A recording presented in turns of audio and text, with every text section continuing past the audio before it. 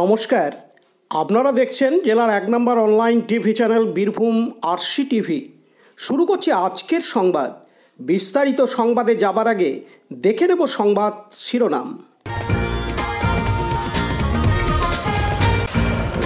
দুর্গাপুরের যশপুরে বাংলা সহায়তা কেন্দ্রে কম্পিউটার সিস্টেম চুরি।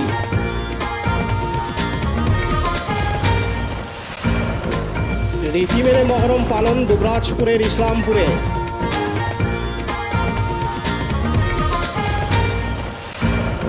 শোকের উৎসব মহরম পালিত হচ্ছে জেলা জুড়ে।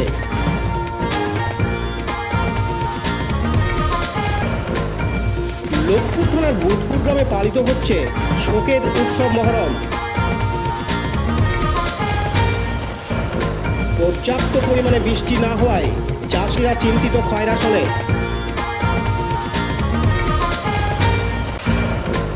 স্বামী ভূপানন্দ মহারাজের জন্মজয়ন্তী পালন দুবরাজপুরে।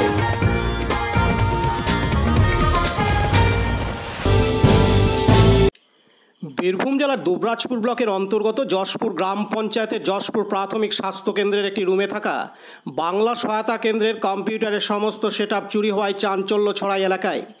কম্পিউটারের monitor, keyboard, CPU, printer, mouse ও ফিঙ্গারপ্রিন্ট ডিভাইস চুরি হয়ে যায়। ওই রুমের মধ্যে মোট 3টি কম্পিউটার ছিল, যার মধ্যে একটি কম্পিউটার চুরি হয়েছে। মনে করা হচ্ছে শিক্ষিত কোনো চোর এই চুরি করেছে, কারণ যেভাবে কম্পিউটারের মধ্যে থাকা ইউনিটগুলি খুলেছে এবং যেটি সবথেকে ভালো কম্পিউটার সিস্টেম ছিল সেটাই চুরি করেছে। চুরি হওয়ার পাশেও আরেকটি টেবিলে সচল কম্পিউটার সিস্টেম অক্ষত রয়েছে, সেই সঙ্গে আরও একটি টেবিলে পড়েছিল খারাপ কম্পিউটার সিস্টেম। চোর কিন্তু অন্য দুটি সিস্টেমে হাত দেয়নি, সবথেকে ভালো কম্পিউটার সিস্টেমটাই চুরি করেছে চোর। এদিন বাংলা সহায়তা কেন্দ্রের রামদেব চ্যাটার্জি জানান, দুবরাজপুর বিপিএসসির আন্ডারে যশপুর প্রাথমিক স্বাস্থ্য কেন্দ্রে আজ সকাল 5:30 নাগাদ আমি খবর পাই লোকাল অথরিটির কাছে যে এখানে কিছু চুরি হয়েছে।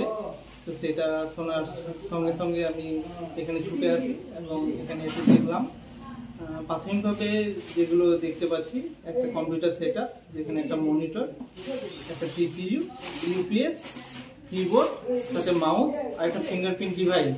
প্রাথমিকভাবে এগুলোই দেখতে পাচ্ছি যে গেছে। তারপর আমরা সব খোঁজাখুঁজি করছি যে আরও কিছু গেছে নাকি। এ বিষয়ে আমরা আমাদের হায়ার অথরিটিকে জানিয়েছি, বিএমই স্যারকেও জানিয়েছি। কর্তৃপক্ষ ব্যবস্থা নেবে। আমরা চাইছি যেন এই বিষয়টি উদ্ধার হয় এবং এর সাথে সাথে সাধারণ মানুষের সাথে সাথে আমাদেরও কাজ করার অনেক সমস্যা হলো। সাধারণ মানুষেরও সমস্যা হচ্ছে, এইসব জিনিস যাচ্ছে। এটা কি এই ডিপার্টমেন্টটা? এটা বাংলা সহায়তা কেন্দ্র, যেটা যশপুর স্বাস্থ্য কেন্দ্রে অবস্থিত। কতদিন থেকে চলছে এটা? এটা 2020 সাল থেকে চলছে। দেখুন, আমি খবর পাই এটা সকালে 5:30 নাগাদ। আমাদের স্টাফ নার্স যিনি আছেন উনি আমাকে কল করে বলেন যে এরকম চুরি গেছে। আমি কিছুক্ষণ আগেই ঢুকছি, তাড়াতাড়ি ছুটে আসছি, দেখলাম যে গেছে। তারপর বিষয় সবার সাথে কথা বলি এবং এই বিষয়গুলো নিয়ে জানার চেষ্টা করছি। প্রাথমিকভাবে দেখে যেগুলো বুঝতে পারছি, কারণ প্রত্যেকটার সাথে তো ডিভাইস কানেক্ট রয়েছে, একটা ইউপিএস এর সাথে মনিটরের সাথে সব কিছু কানেক্ট থাকে, সেগুলো তো খুলে নিয়ে গেছে। এবার বুঝতে পারছি না এখন কিছুই। তো আশা করছি তার কম্পিউটার সম্বন্ধে ধারণা রয়েছে, তার সেগুলো খুলে নিয়ে যাওয়া তো সম্ভব নয়। পাশেও তো কম্পিউটার রয়েছে, সেটা তো নিয়ে যায়নি। হ্যাঁ, সেটা আমি দেখছি যে কেন একটা সেটআপই গেছে আর একটা যায়নি। এবার কি হয়েছে সেটা তো কিছু বলতে পারছি না। এবার দেখা যাক, আলোচনা হোক কিভাবে কি হয়েছে সেগুলো আগে জানি, তারপর বিষয় জানানো। আপনার নামটা? আমার নাম রামদেব চ্যাটার্জি। বাড়ি? আমার বাড়ি খয়রাসুর ব্লক আন্ডারে ময়নাডাল গ্রামে। পাশাপাশি হাসপাতালের সুইপার বাউল বাউরি বলেন, যাওয়ার পরে স্যার আমি উঠে এসেছি। তারপরে যে দরজা এসে তালা খুলেছি, তখন তালা নাই। হঠাৎ করে যখন তালা নাই, কী ব্যাপার, আমি তাড়াতাড়ি ঢুকলাম, চারিদিকে দেখছি। দেখার পরে সব তালা লাগা রয়েছে, কম্পিউটারের তালা নাই। তালা নাই যেহেতু আমি ঢুকে দেখছি কম্পিউটার নাই। তাড়াতাড়ি বাড়িতে গেলাম, বাড়িতে গিয়ে আমার লাদনি করে ঠেলাম। আরে রাজা ফোন নম্বর আছে, ঠিক বলতে পারছি না। দাঁড়িয়ে আমি দাঁড়িয়ে সিস্টারকে ফোন লাগাতাম। সিস্টারকে ফোন লাগার পরে সিস্টার মোবাইল ধরলো, বলে কি এরকম কম্পিউটার চুরি হয়ে গেছে আমাদের ইয়ে থেকে, আমার এই ড্রেসিং রুম থেকে তালা খুলে। উনি আবার ব্লক টোলকে সব মিরাজ স্যারকে খবর দিলে, আর মিরাজকে জিজ্ঞেস করতে পারলাম কম্পিউটার খুলে নিয়ে গেছি কি, বুঝে না নিয়ে যায়, ওইটাই তাড়াতাড়ি নিয়ে মামুন খান বলেন। আপনি কে? আমি এখানে সুইপার। দেখাশোনা করেন? হ্যাঁ, আমি দেখাশোনা করি না, আমি এইখানেই থাকি, কোয়ার্টারেই থাকি, সুইপারের কাজ করেন? সুইপারের কাজ। আপনার নামটা? বাউল বাউরি। বাউল বাউরি। লালটু মুখার্জির report, Birbhum RC TV, Dubrajpur. এখন বিজ্ঞাপন বিরতি, ফিরে আসছি বিরতির পর। সব থেকে ভালো চিকিৎসা সবচেয়ে কম খরচে, সবচেয়ে কম খরচে। সব থেকে ভালো চিকিৎসা সবচেয়ে কম খরচে, সবচেয়ে কম খরচে। বিশ্বমানের স্বাস্থ্য পরিষেবা মিলবে দিনে রাতে, বিশ্বমানের স্বাস্থ্য পরিষেবা মিলবে দিনে রাতে। মনি মহেশ হসপিটাল, মনি মহেশ হসপিটাল, মনি মহেশ হসপিটাল, মনি মহেশ হসপিটাল। মনি মহেশ হসপিটাল, দুবরাজপুর, বীরভূম।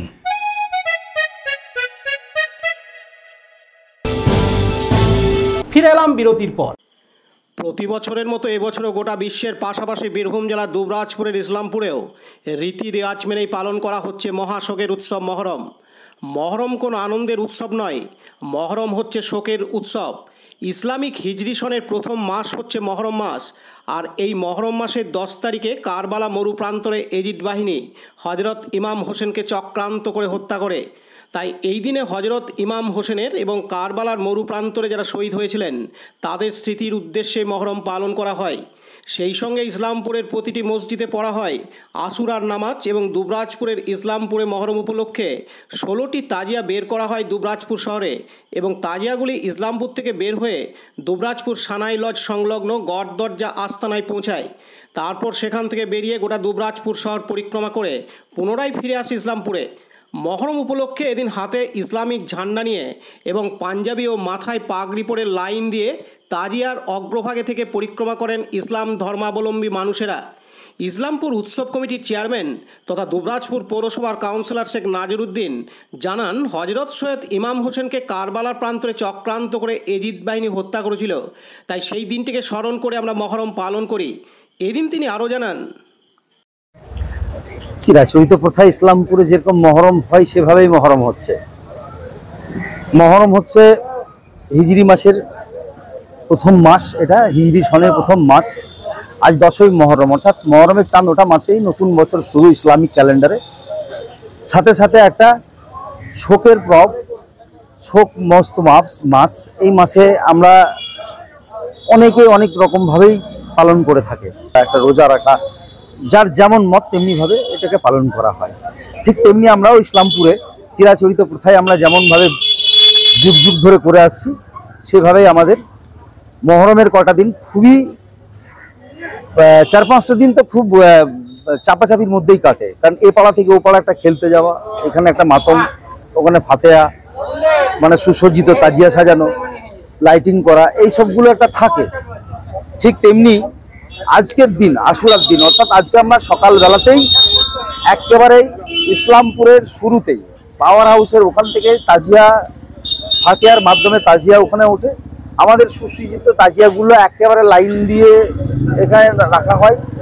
তাছাড়া একটা রোজা, যে 2 দিন রোজা হয় কাল এবং আজ, সেই রোজা মুখে বা রোজা রেখে তারা বেশ কিছু ইসলামিক ঝান্ডা নিয়ে, যেটা মহরমের ঝান্ডা নিয়ে একটা শোভা বর্ধন করে আমাদের এই প্রসেশনকে। মাতমের সাথে সাথে তারা যায় এবং আখড়ার একটা টিম থাকে।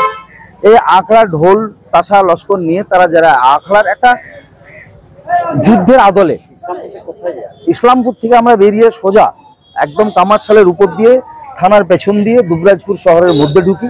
দুবরাজপুর শহর থেকে এখানে আমরা আসি গড়দরজা, 4 নম্বর ওয়ার্ড গড়দরজা। এই গড়দরজায় আমরা অপেক্ষা করি নাজিরপুরের আসার।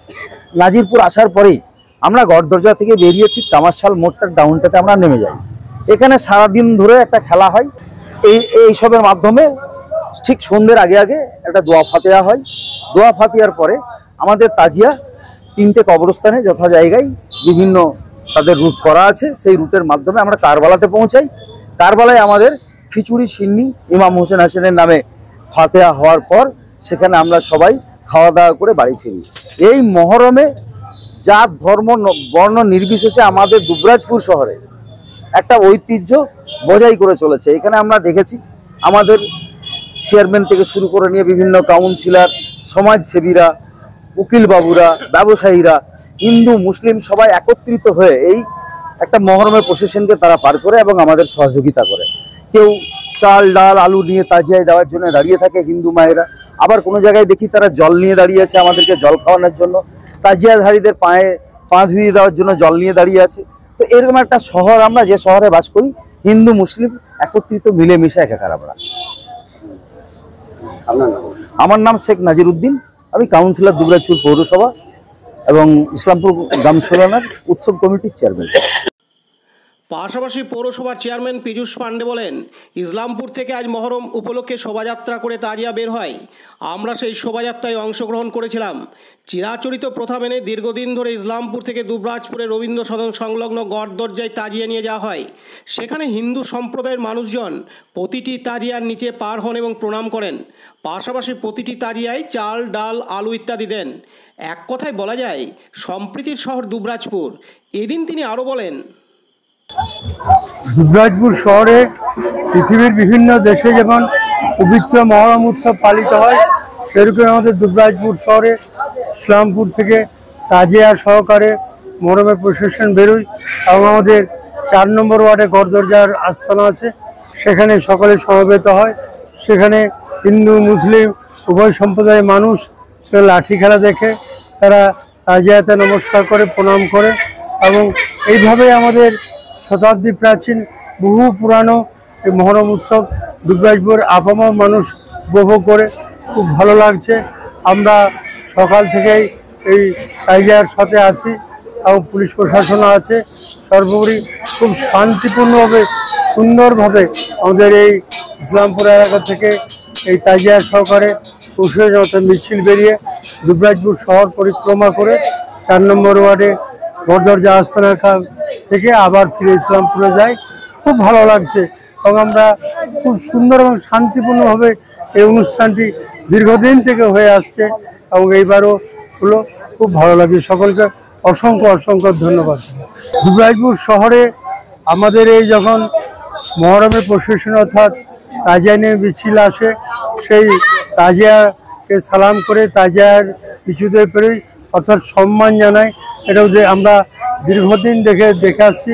দুবরাজপুর শহর হিন্দু মুসলিম উভয় সম্প্রদায়ের মানুষের এক পীঠস্থান এবং সেই জায়গায় সকলে হিন্দু ভাইয়েরাও হিন্দু মায়েরাও সালাম করে প্রণাম করে এই পবিত্র তাজিয়ায় খুব ভালো লাগে। এইভাবে সাম্প্রদায়িক সম্প্রীতির বার্তা ছড়িয়ে পড়ে। লালটু মুখার্জির রিপোর্ট, বীরভূম RCTV, দুবরাজপুর। মহরম মাস আরবি হিজরি সনের প্রথম মাস ও মহাশোকের মাস। তাই পবিত্র মহরম উপলক্ষে এবং মাওলা ইমাম হোসাইন আলাইহিসসালামের সম্প্রীতি বার্তা নিয়ে আজ বুধবার 10ই মহরম দিনটি বিপুল উৎসাহ উদ্দীপনার সাথে পালিত হচ্ছে সারা দেশের সঙ্গে আমাদের বীরভূমের বোলপুর শহর ও তার সংলগ্ন আশেপাশের বিভিন্ন গ্রামে। এই মহরম উপলক্ষে বোলপুর মহিদাপুর মল্লিকপাড়া মহরম কমিটির পক্ষ থেকে দুস্থ পরিবারদের জন্য খাবার ও পানীয় জল বিতরণ করা হয় বোলপুর চৌরাস্তায়। অন্যদিকে আজ বীরভূমের মুরারই 1 নম্বর ব্লকের অন্তর্গত নতুন বাজার মোড়ে ফারহান জিম সেন্টারের তরফ থেকে মহরম উপলক্ষে পথচারীদের জলের বোতল এবং শরবত দেওয়া হয়। এদিন জিমের পক্ষ থেকে সন্দীপ মণ্ডল জানান, পবিত্র মহরম উপলক্ষে ফারহান অ্যাস্থেটিক জিমের তরফ থেকে জল আর শরবতের ব্যবস্থা করা হয়েছে সমস্ত পথযাত্রীদের জন্য। আপনার নাম? সন্দীপ মণ্ডল। পাশাপাশি ইসলামী বর্ষপঞ্জির 4টি পবিত্রতম মাসের মধ্যে প্রথম মাস হলো মহরম, যার অর্থ পবিত্র সম্মানিত। মহরমের 10 তারিখ বিশেষ মর্যাদা সম্পন্ন দিন, যাকে আশুরা বলা হয়ে থাকে। এই দিনের ইব্রাহিম জন্ম নেন এবং মুসা ও তার সাথীরা ফেরাউনের কবল থেকে উদ্ধার পান। এছাড়া হজরত মুহাম্মদ সাল্লাল্লাহু সাল্লামের দৈত্র ইমাম হুসাইন এই দিন কারবালার ময়দানে এজিদদের সৈন্যদের হাতে মৃত্যুবরণ করেন, তাই এই মাসে শোক পালন করেন ও নিজেদের সমস্ত খুশি ত্যাগ করেন ইসলাম ধর্মাবলম্বী মানুষজন। এটি অধর্মের উপর ধর্মের জয়ের প্রতীক হিসাবে মনে করা হয়। সিউড়িতেও এই উপলক্ষে আয়োজিত হলো ইফতার। অন্যদিকে সারা বিশ্বের সঙ্গে জেলা সদর সিউড়িতেও যথাযোগ্য মর্যাদায় পালিত হচ্ছে মহা শোকের উৎসব মহরম। সিউড়ির পুরাতন লাইন পাড়া সহ বিভিন্ন স্থানে শোকের উৎসব মহরম পালিত হচ্ছে। Bureau report, Birbhum RC TV.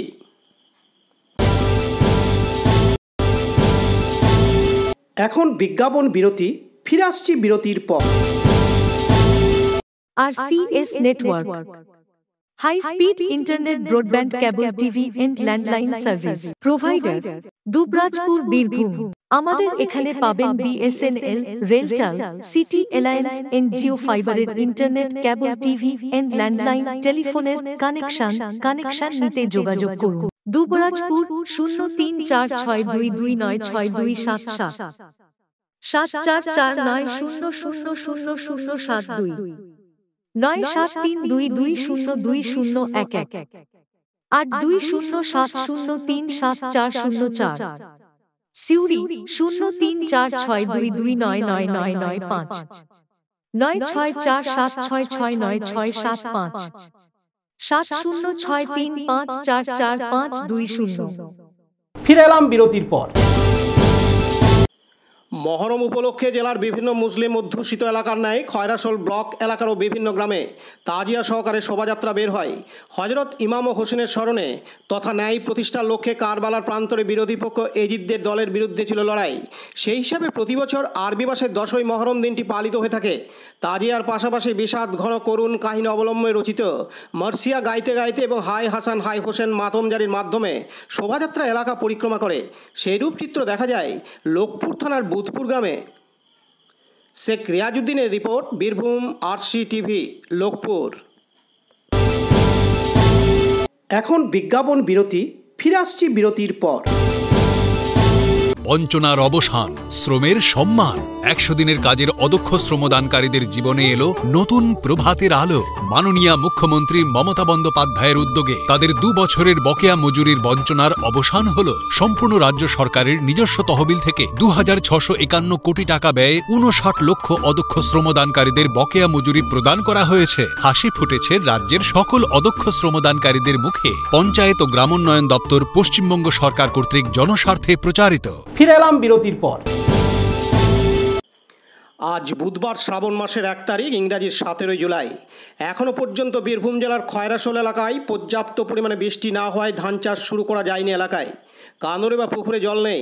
2-1জন চাষি ডিজেল পাম্প লাগিয়ে খানাখন্দে যেখানে অল্প হলেও বৃষ্টির জল জমা হয়েছে সেই জল তুলে ডেলিভারি পাইপের মাধ্যমে মাঠে জল দিচ্ছেন চাষ করবেন বলে। চাষিরা বলছেন ডিজেলের যা দাম তাতে এভাবে জল দিয়ে চাষ করা সম্ভব হবে না যদি মেঘের বৃষ্টির জল না হয়। বিগত 2 বছর অনাবৃষ্টির কারণে চাষ হয়নি বললেই চলে। অনেক চাষিরা গরু বাছুর বিক্রি করে দিচ্ছে খড় না থাকার জন্য। 2 বছর আগে যে খড় 20 থেকে 30 টাকার পণে পাওয়া যেত সেই খড় কিনতে হচ্ছে 120 টাকা থেকে 150 টাকা পণে। এভাবে চলতে থাকলে আগামীতে জানি না চাষিদের সংসার চলবে কিভাবে। এদিন চাষি ভাইরা জানান, আপনি কি ধান পুঁতিছেন মাঠে? না পুঁতি নাই, এটা যা মেঘের অবস্থা হতে মেশিন লাগাই পোতাই মনে হয় 100 লিটার তেল কি করে চাষ করবো? 100 টাকা লিটার। আচ্ছা, এর আগে গত বছর বা তার আগের বছর কেমন চাষ করেছিলেন? এই নিয়ে 3 বছর হচ্ছে এইরকম অবস্থা। মাঠে বৃষ্টি নাই, মাঠে পানি জল নাই। এই যে আপনাদের সামনে কান্দর রয়েছে, সে কান্দরে জল নাই? এই কান্দরেও জল নাই, পুকুরে জল নাই। না, মেঘের জল আমাদের ভরসা, সব মানুষের নয়, কিছু নেই। তো আপনাদের ধরুন চাষের এই অবস্থা 3 বছর হইলেও গরু বাছুরের তো খড়েরও খাবার, খড়ের দাম 100-150 টাকা পণ, কী করে গরু বাছুর রাখবো? তো সংসারটা চলবে কী করে? সেই এবারে কী করবো, মেঘের জল না হলে তো পাই নাই। আর এই তেল কিনবো না ঘরে খাবার জোগাবো। আচ্ছা, মানে পরবর্তী দিনগুলো খুবই ভয়াবহ আসছে। 3 বছর হয়ে গিয়েছে। কী নাম আপনার? আমার নাম প্রদীপ পাল। বাড়ি মামুদপুর। এখনো পর্যন্ত কতটা জমিতে ধান পুঁতলেন? না, এখন পর্যন্ত চাষ করা হয় নাই। কেন, কারণটা কি? কারণ মানে মেঘে বৃষ্টি নাই, তারপরে যা ডিজেল দাম, ডিজেল কিনে চাষ করার সব সম্ভব না। আচ্ছা, এই ধানের দাম পাচ্ছে না চাষি। গত বছর চাষ হয়েছিল? না, আজ 2 বছর চাষ হয়নি। এই বছর নিয়ে 3 বছর? হ্যাঁ, এই বছর 3 বছর। তো এই যদি অবস্থা চলে আপনাদের সংসারটা চলবে কি? না, চলবে না। আচ্ছা, গরু বাছুরের খড় না ওই গরু বাছুর নাই তো, সব তো বিক্রি করে ফেলছে। কেন, কারণটা কি? কারণ মানে চাষ হচ্ছে না বারবার, হ্যাঁ, পুঁজি নষ্ট করে ফেলছে, চাষের পুঁজি, এবার গরু বাছুর বিচে তো পুঁজি করবে। মানে কোনো চাষি ধান পুঁতে শুরু করেছে? না না না, কেউ করতে পারে নাই। এবার দু একটা চাষি ওই দু একটা সামান্য মানে জল লাগিয়েছে মেশিনে ইয়েতে। আপনি এখনো পর্যন্ত কিছুই পৌঁছেন? না না না, তো আমাদের গ্রামে মানে আমাদের অঞ্চলে কেউ করতে পারে নাই। আচ্ছা, কী নাম আপনার? আমার জগবন্ধ ঘোষ। বাড়ি? বাড়ি মাহমুদপুর। চাষের অবস্থা, চাষের যে অবস্থা, আজ তো বছর দুই হইলো কোনো জল, বর্ষায় কোনো জলই নাই। আমাদের সমস্ত জমি আজ 2 বছর ধরে কোনো আমরা চাষাবাদ করতে পারি নাই। তো এই বছর ভেবেছিলাম যে হ্যাঁ মেঘের যে অবস্থা তাতে হয়তো বৃষ্টি হবে, কিন্তু কই বৃষ্টির তো কোনো সম্ভাবনাই নাই। এই যে দেখছেন মোটামুটি 500 ফুট ডেলিভারি দিয়ে আমরা হয়তো কেন্দ্রের জল হয়তো সামান্য আছে, সেই জলটুকু নিয়ে আমরা চাষ করার ব্যবস্থা করছি। কীভাবে জলটা নিয়ে যাচ্ছেন? জলটা ওই যে দেখছেন না 500 ফুট পাইপ দিয়ে এই যে এখানে মেশিন লাগাইছি, মেশিন লাগানোর পর দেখছি হাও যে লোক রয়েছে গরু চড়ছে, ওইগুলো সব সেচন হবে, সেচন দিয়ে চাষ দিয়ে যদি কিছু করতে পারি আর কি। এই বছর এখনো পর্যন্ত কতটা ধান পুঁতেছেন? না না না না, এখনও তো ধান পোতার কোনো তো সম্ভাবনাই নাই। কিছু কিছু জমি হয়তো জল হয়েছে, বৃষ্টির জল সামান্য, যেগুলো খুব খাল জমি সেইগুলো হয়তো চাষাবাদ করা হয়েছে, কিন্তু যে কখন হবে চাষ, এটা কখন জল হবে কিনা, এই তো চাষিরা তো বছর বছর এরকম মানে যদি হয়ে যায় তাহলে চাষিরা খাবে কি? এটা এই যে 2 বছর চাষ হয়নি, তারপরেও আপনাদের যে গরু বাছুরের খড়, খাবার খড়, সেটা কীভাবে জোগাড় করছেন? আরে সে ওই খড় তো অন্যান্য বছর যেগুলা 20 টাকা 30 টাকা পনে বিক্রি হয়, সেই ওই খড় গরু রাখার জন্য আমাদেরকে 100-120 টাকা পনে খড় কিনতে হয়েছে অন্য জায়গা থেকে। যে জায়গাতে সাবমার্শাল সেলো আছে সেইখান থেকে আমাদের খড় ক্রয় করে এনে আমাদের গরু বাছুর রাখতে হয়েছে। এখানে সেচের কোনো ব্যবস্থা নেই? সেচনে কোনো ব্যবস্থা নেই, সেচনে আমাদের কোনো ব্যবস্থা নাই। হয়তো পশ্চিমে যদি জল হয়, আমাদের একটা তুমনি কান্দর যেটা আছে, ওটা যদি আমাদের সামান্য একটু জল আসে তো কিছু কিছু জমি আমাদের চাষ করা হয়, কিন্তু তো কই বৃষ্টি মেঘের জলই তো নাই, তো কী করে চাষ করা হবে? কী নাম আপনার? আমার নাম সুখদেব পাল। বাড়ি মামুদপুর। বিপিন পালের report, Birbhum RC TV, Khoyrasol. বীরভূমের দুবরাজপুর শ্রী শ্রী রামকৃষ্ণ আশ্রমের প্রাণপুরুষ স্বামী ভূপানন্দ মহারাজের 120তম জন্মজয়ন্তী এবারও যথোচিত শ্রদ্ধায় পালিত হল 17 জুলাই। অনুষ্ঠানে সভাপতিত্ব করেন বরানগর শ্রী শ্রী রামকৃষ্ণ আশ্রমের সঙ্গপতি স্বামী গৌরানন্দ মহারাজ। বৈদিক মন্ত্র উচ্চারণ ও মঙ্গলাচরণের মধ্য দিয়ে অনুষ্ঠানের সূচনা হয়। স্বামী ভূপানন্দের প্রতিকৃতিতে মাল্যদান করেন উপস্থিত সকলে। উপস্থিত ছিলেন বরানগর শ্রী শ্রী রামকৃষ্ণ আশ্রমের সহ সভাপতি স্বামী সত্য প্রকাশানন্দ মহারাজ, খয়রাশোল সাধন সংঘের সম্পাদক অচিন্ত মহারাজ, দুবরাজপুর শ্রী শ্রী সারদা বিদ্যাপীঠের প্রধান শিক্ষক, অবসরপ্রাপ্ত শিক্ষক চণ্ডীদাস দত্ত, মানিক বন্দ্যোপাধ্যায় সহ আশ্রম অনুরাগী সোমনাথ মুখোপাধ্যায়, অধ্যাপক ডক্টর রবীন ঘোষ প্রমুখ। এদিন অনুষ্ঠানে মুখ কথা পরিবেশন করেন দুবরাজপুর শ্রী শ্রী রামকৃষ্ণ আশ্রমের শিষ্য সেবক স্বামী সত্য শিবানন্দ মহারাজ। অনুষ্ঠানে স্বামী ভূপানন্দ মহারাজের ইতিবৃত্ত তুলে ধরেন দুবরাজপুর শ্রী শ্রী সারদা বিদ্যাপীঠের প্রধান শিক্ষক। এছাড়াও মহারাজের স্মৃতিতর্পণ করেন সোমনাথ মুখোপাধ্যায়, স্বামী সত্য প্রকাশানন্দ মহারাজ, সাংবাদিক সোমনাথ সেন প্রমুখ। উপস্থিত ছিলেন বিদ্যাপীঠের শিক্ষক ছাত্রবৃন্দ সহ বহু শিক্ষানুরাগী মানুষজন। স্বামী ভূপানন্দ মহারাজের জন্মদিনটিকে স্মরণীয় করতে এদিন 350 জন দুস্থদের মধ্যে বস্ত্র বিতরণ করা হয়। সোমনাথ সেনের report, Birbhum RC TV, Dubrajpur. আজকের সংবাদ এই পর্যন্ত। পরবর্তী সংবাদের জন্য চোখ রাখুন বীরভূম আরসি টিভির পর্দায়। নমস্কার।